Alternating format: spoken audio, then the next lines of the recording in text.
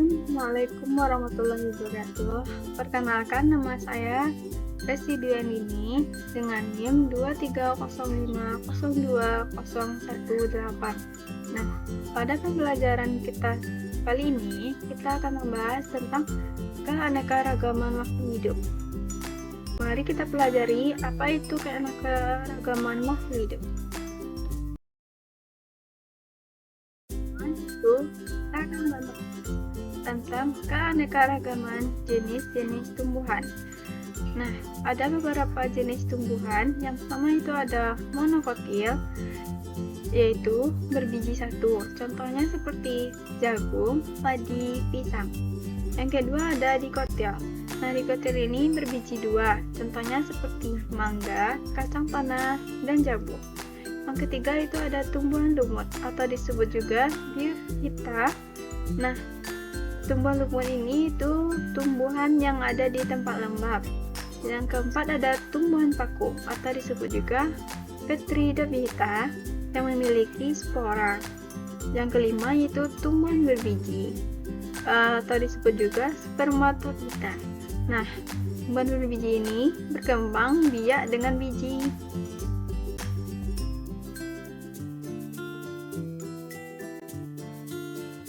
Selanjutnya, kita akan membahas tentang apa itu morfologi tumbuhan dan hewan. Nah, morfologi adalah ilmu yang mempelajari bentuk dan struktur luar makhluk hidup. Ada dua morfologi, yaitu yang pertama ada morfologi tumbuhan. Nah, morfologi tumbuhan itu ada akar.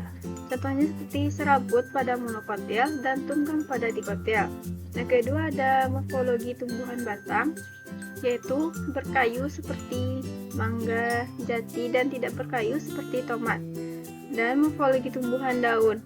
Nah, morfologi tumbuhan daun ini berbentuk menjari, menyirip, tunggal, dan majemuk. Dan morfologi tumbuhan itu ada bunga dan buah, yaitu berbeda bentuk dan warnanya. Dan yang kedua yaitu ada morfologi hewan. Nah, morfologi hewan ini bentuk tubuh disesuaikan dengan lingkungannya. Misalnya, tubuh ikan itu ramping untuk berenang.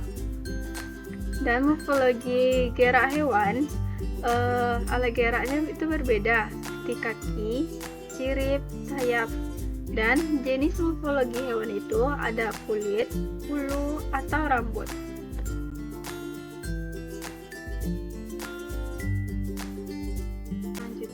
Itu ada habitat tumbuhan dan hewan. Apa sih itu habitat tumbuhan dan hewan?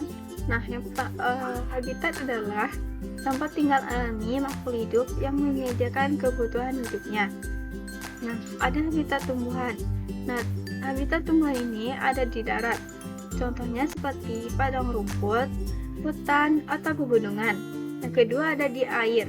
Nah, habitat di air itu ada rawa, sungai, laut, danau. Dan yang tinggal di habitat air itu misalnya ada teratai dan ganggang. Yang kedua itu habitat hewan. Nah, habitat hewan ini juga ada di darat. Contohnya itu ada hutan. Di hutan itu tinggal harimau, monyet, dan lain-lainnya. Lalu ada juga di padang pasir. Nah, di padang pasir ini biasanya itu habitat unta yang tinggal di padang pasir. Lalu ada gunung. Nah, di gunung ini biasanya banyak habitat hewan ya, seperti kambing gunung. Nah, yang kedua itu ada di air. Nah, air ini biasanya tempat tinggalnya ikan air tawar, yaitu di sungai. Lalu ada di laut.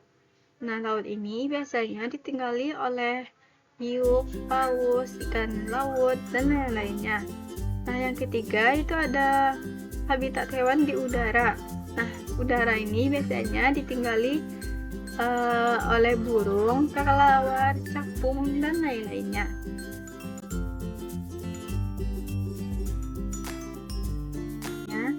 Kita akan membahas tentang perilaku tumbuhan. Apa sih itu perilaku tumbuhan? Nah, perilaku tumbuhan adalah respon tumbuhan terhadap rangsangan lingkungan. meskipun tumbuhan tidak memiliki otak atau sistem saraf. Ada beberapa contoh perilaku tumbuhan. Nah, yang pertama itu ada fototropisme, yaitu tumbuhan yang tumbuh ke arah cahaya. Yang kedua itu geotropisme, yaitu akar tumbuh ke arah gravitasi atau ke bawah atau batang ke atas. Yang ketiga ada tigmotropisme, yaitu seluruh tumbuhan yang melilit benda yang disentuh. Yang keempat yaitu ada nasti, gerakan cepat yang tidak tergantung arah rangsangan, seperti daun putri malu yang menutup saat disentuh.